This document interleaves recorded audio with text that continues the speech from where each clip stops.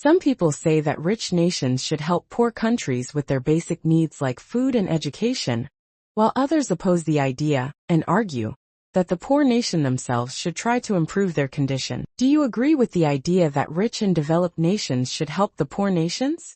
Give reasons for your answer, and include any relevant examples from your own knowledge or experience.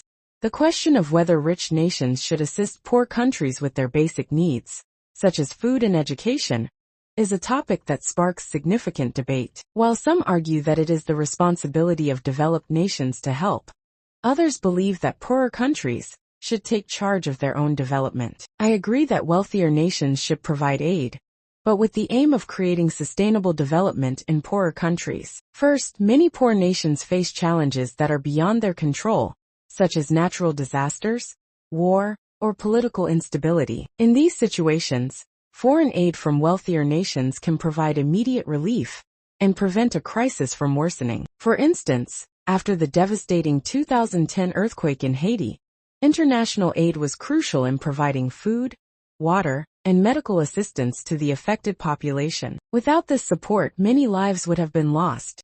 Furthermore, rich nations can play an essential role in promoting long-term development by investing in education, healthcare, and infrastructure. Providing financial resources or technical expertise can help to lift people out of poverty and improve their living standards. For example, aid programs aimed at improving education can equip individuals with the skills needed to contribute to their country's economy, creating a more sustainable future. However, it is important that aid is used effectively. Rather than fostering dependency, assistance should focus on empowering nations to become self-sufficient. By supporting local initiatives and sustainable development, rich nations can help poorer countries build the capacity to improve their own conditions in the long term. In conclusion, while poor nations should strive for self-improvement, rich nations have a moral obligation to provide assistance, particularly in times of crisis, or when the resources are available to facilitate long-term development. The ultimate goal should be to foster sustainable growth